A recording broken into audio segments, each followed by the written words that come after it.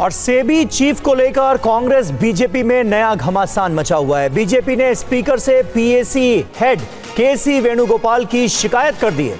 BJP ने कहा SEBI chief को पीएसी के सामने बुलाने की जरूरत नहीं थी, पीएसी का राजनीतिक इस्तेमाल किया जा रहा है।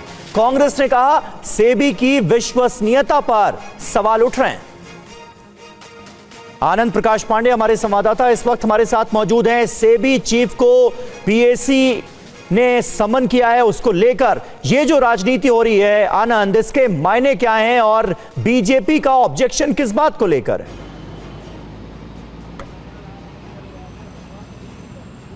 जी देखिए, सेबी की चीफ माधवीपुरी बुच के बहाने अपोजिशन को एक मौका मिला है सरकार को घेरने का, क्योंकि जिस तरह से माधवीपुरी जो है वो हिंडनबर्ग के आरोपों में घिरी हुई है, उन पे ये आरोप लगा, हितों के टकराव का उनके ऊपर आरोप लगा, तो उसके बाद पीएसी ने उनको समन करने का फैसला किया था। पहले उन्होंने कमेटी के सामने पेश होने से छूट मांगी थी, लेकिन कमेटी ने कहा था कि नहीं, आपको पेश होना पड़ेगा। तो माधवी बुच की तरफ से कहा गया था कि वो आज की कमेटी जो बैठक है उसके सामने पेश होगी, लेकिन आज सुबह 9:30 बजे माधवी की तरफ से बताया गया कमेटी को कि आज वो व्यक्तिगत कारणों से पेश नहीं हो सकती है।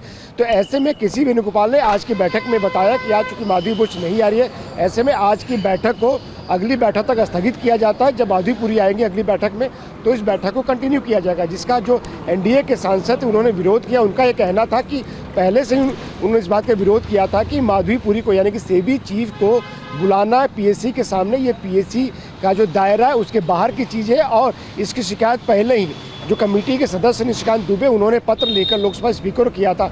उन्होंने कहा था कि जो कमेटी के चेयरमैन है केसी वेणुगोपाल, वो केंद्र सरकार को बदनाम करने की कोशिश कर रहे हैं और साथ ही साथ देश की जो वित्तीय संस्थाएं उनको अस्थिर करने का प्रयास किया जा रहा है सेबी चीफ को यहाँ बुलाकर। लेकिन उसके बाद जब केसी वेणुगोपाल नहीं माने, बैठक को अगली तारीख तक के लिए स्थगित कर दिया गया। तो 13 जो सदस्य इस कमेटी में एनडीए के, वो सब लोकसभा स्पीकर के पास पहुंचे। उन्होंने केसी वेणुगोपाल जो कि कमेटी के चेयरमैन है उनकी शिकायत की, और ऐसे में उनका ये कहना था कि केसी वेणुगोपाल मनमाने तरीके से फैसले कर रहे हैं, कमेटी को रूप में नहीं ले रहे, कमेटी को संज्ञान में नहीं ले रहे। तो ऐसे में माधवी बुच आगे अब आज की बैठक में नहीं आई, लेकिन कमेटी अगर उनको फिर बुलाती है तो अगली बैठक में उनको आना पड़ेगा, और अगर वो नहीं आती है तो उनके खिलाफ कार्रवाई की जो भी अनुशंसा है वो कमेटी कर सकती है। हालांकि उसके लिए वोटिंग की जरूरत पड़ेगी, लेकिन अगर वोटिंग की जरूरत पड़ी तो एनडीए के सदस्य जो है उनका बहुमत है कमेटी में, तो जाहिर तौर पे केसी वेणुगोपाल या अपोजिशन जो है इसमें पिछड़ जाएगा और उसमें अकेले पड़ जाएगा।